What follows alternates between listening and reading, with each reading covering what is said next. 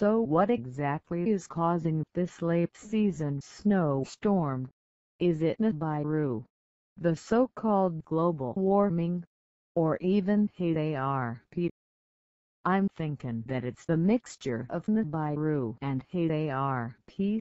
Haarp set up the event, but that the friction and pull of Nibiru caused the weather to become far worse than had been expected.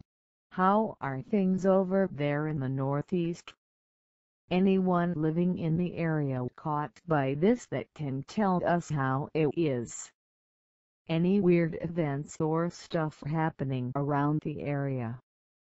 Comment below or PM me if you have anything to tell.